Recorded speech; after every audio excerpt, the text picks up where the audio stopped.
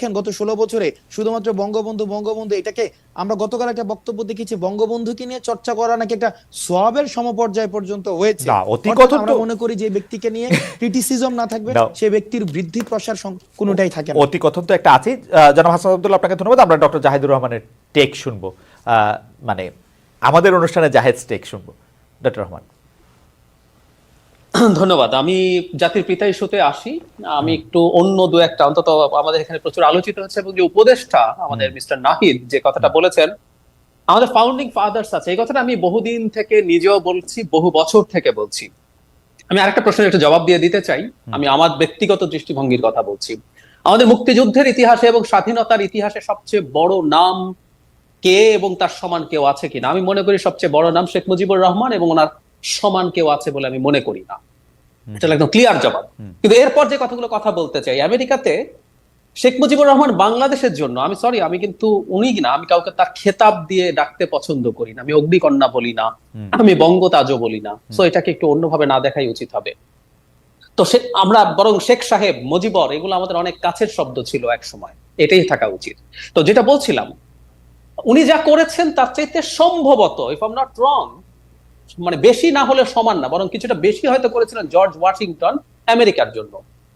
উনি মানুষকে অর্গানাইজ করার কাজ তো করেছিলেনই, তিনি যুদ্ধে নেতৃত্ব দিয়েছেন বহু জায়গায়। কিন্তু খেয়াল করব আমরা, আমেরিকাতে শেষ পর্যন্ত এটাও ডিবেট আছে, আমেরিকার ফাউন্ডিং ফাদার কতজন, 7 জন না 10 জন নাকি আরো বেশি? তাদের সেই বিখ্যাত 3টা চুক্তিতে যতজন সাইন করেছেন, কাজ করেছেন, সেই সংখ্যাও ধরার একটা টেন্ডেন্সি আছে ফাউন্ডিং ফাদার্স হিসেবে। সো এই ডিবেট শেষ হয় নাই। ওয়াশিংটনকে ফাদার অফ হিজ কান্ট্রি এরকম বলার একটা চর্চাও আছে, অনেকেই সেটা মানেন, আবার অনেকে মানেন না, which is very interesting. So ইতিহাসে কোন মানুষটাকে আমরা কতটুকু দেখব, কিভাবে দেখব, তাকে ফাদার অফ দ্য নেশন বলবো কিনা, খেয়াল করি Washington father of the country, father of his country, কথাটা এভাবে বলা হয়। কিন্তু আমাদের নেশনের ফাদার উনি, এবং সেটা কোন নেশন? এটা কি বাঙালি নেশন? কারণ ওনারা বাঙালি জাতীয়তাবাদের কথা বলছেন। তো বাঙালি জাতি আরো বহু বহু পুরনো জাতি। আর যদি উনি বাঙালি জাতির পিতা হয়ে থাকেন, তাহলে কতগুলো প্রশ্ন তৈরি হয় যে আমাদের এই ভূমিতে তো সবাই বাঙালি না, এর মধ্যে অবাঙালি মানুষ আছেন, সংখ্যা যতই হোক না কেন।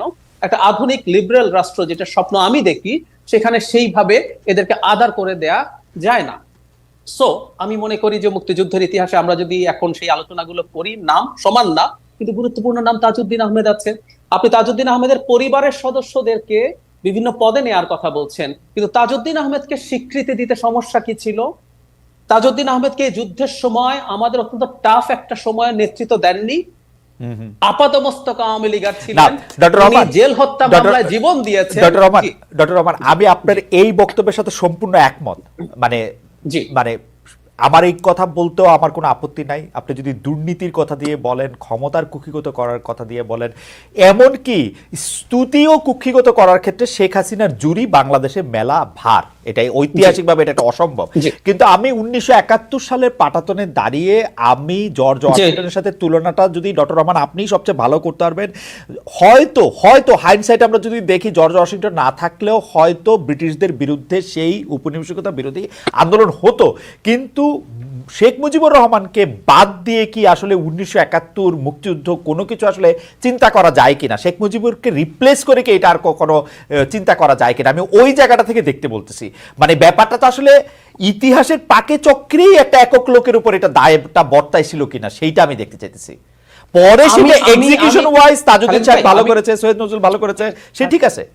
জি না, খালেদ ভাই, আমি কিন্তু আপনাকে এই কথা শুরুতে খুব স্পষ্টভাবে বলেছি। আমাকে যদি হিস্ট্রি যতটুকু আমি বোঝার চেষ্টা করেছি, জানার চেষ্টা করেছি, এখানে একটু বলে রাখা ভালো, অবজেক্টিভ হিস্ট্রি বলেও আসলে কিছু নাই।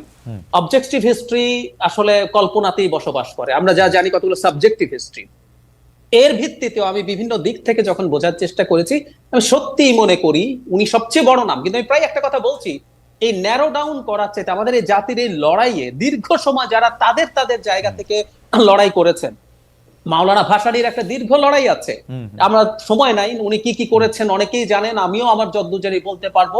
এরকম করে সিরাজুল আলম খানের গুরুত্বপূর্ণ রোল আছে এই মুভমেন্টে। ইভেন আমাদের 2 ছাত্র নেতা 7ই মার্চের ভাষণের আগে একজন ইশতেহার পাঠ করছেন, আর একজন পতাকা উত্তোলন করছেন, মানে কি সব দুঃসাহসী কাজ করছেন। এইরকম আরো অনেকজন মানুষ আছে যাদেরকে আমার মনে হয় একত্র করে, এবং আপনি যদি আমাকে ব্যক্তিগত মতামত দিতে বলেন, এর মধ্যে বা কোন নামটা সবচেয়ে বড়, এটা আনডাউটেডলি আমার বিচার এটা শেখ মুজিবুর রহমান। এবং আমি এটুকু যোগও করতে চাই, আমি ইতিহাস যতদূর পড়েছি আমি ওইভাবে দেখিনি আসলে। আমার পারসেপশন হচ্ছে এই ভূমির স্বাধীনতা উনি চেয়েছেন আমি মনে করি না। কিন্তু যখন যুদ্ধ শুরু হয়ে গেল, এই জাতি, এই মুক্তিযোদ্ধারা এই যুদ্ধে নেমে গেছেন শেখ মুজিবুর রহমানকে নেতা মেনে। এটার জন্য জেনুইন ডকুমেন্টও আছে। আমরা অনেকগুলো ডকুমেন্টারিতে রিয়েল ফুটেজ দেখেছি যেখানে মুক্তিযোদ্ধারা অ্যাকশনে যাওয়ার আগে, অভিযানে যাওয়ার আগে তোমার নেতা আমার নেতা শেখ মুজিব শেখ মুজিব স্লোগান দিচ্ছেন। সুতরাং এই যুদ্ধটা তার নামে হয়েছে, তিনিই প্রধান ব্যক্তিত্ব, এ নিয়ে কোনো কনফিউশনের কিছু নাই। কিন্তু উনি যদি না থাকতেন, আমরা 71 সালে স্বাধীন নাও যদি হতাম, আমাদের স্বাধীনতা যে আর হতো না আমি সেটা বিশ্বাস করি না। ওয়াশিংটনের রোল, আমি আবারও বলছি, ওয়াশিংটনও যদি না থাকতেন আমিও একইভাবে মনে করি না যে সে সময় না হয়ে এটা আরো পরে হতো। একইভাবে হতে পারতো। শেখ মুজিবুর রহমান 66 থেকে বিশেষ করে 6 দফার পর থেকে যেভাবে অবিসংবাদিত নেতায় পরিণত হয়েছিলেন, যেভাবে তিনি মানুষকে মোটামুটি তার সেই বিখ্যাত তর্জনী দিয়ে মানুষকে দিয়ে অনেক কিছু, he became A cult. So এটা আমাদের ফ্যাসিলিটেট করেছে এবং 71-এ আমাদের স্বাধীন হওয়া হয়েছে। কিন্তু এটা যে উনি না থাকলে হতো না এবং কিছুদিন পরও হতো না আমি মনে করি না, কারণ পাকিস্তান একটা অস্বাভাবিক স্টেট ছিল, এই দুই প্রান্তে দুটো স্টেট একসাথে থাকতে পারতো বলে আমি বিশ্বাস করি। ডক্টর জাহিদুর রহমান অত্যন্ত চমৎকার বলেছেন, সেই জন্য এই বিষয়ে আমি মনে করি যে আমি পরবর্তী প্রসঙ্গে যেতে পারি। আমি একটু জনাব হাসনাত আব্দুল্লাহ আপনার কাছে যেতে চাই যে গত কয়েক বছর ধরে যারা আওয়ামী লীগ বিরোধী আন্দোলন করে আসছে, এরই অংশ হিসেবে তাদের বড় একটি অংশ ভারত বয়কট, ভারতীয় পণ্য বয়কট কর্মসূচি পালন করেছে। এখন ভারত থেকে কোটি কোটি ডিম আনা হচ্ছে, কাঁচামরিচ আমদানি করা হচ্ছে, ইলিশ পাঠানো হচ্ছে। এগুলি বর্জনের আহ্বান থেকে কি এই সরকার সরে এসেছে বলে মনে হয়, না কি? জনাব হাসনাত আব্দুল্লাহ আপনার কাছে একটু জানতে চাই, আপনি কিভাবে দেখেন ব্যাপারটা? দেখুন, এই যে ভারত এবং বাংলাদেশের যে সম্পর্কটা, সেই সম্পর্কটাকে ভারত সবসময় আওয়ামী প্রিজম দিয়ে দেখেছে। মানে আওয়ামী প্রিজমের দৃষ্টিতে বাংলাদেশকে ভারত দেখেছে। এবং ভারত যে জিনিসটা বাংলাদেশকে মনে করে যে যদি আওয়ামী লীগ না থাকে বাংলাদেশ হয়ে যাবে একটা ইসলামপন্থী একটা দেশ এবং একটা বিএনপি পন্থী একটা দেশ।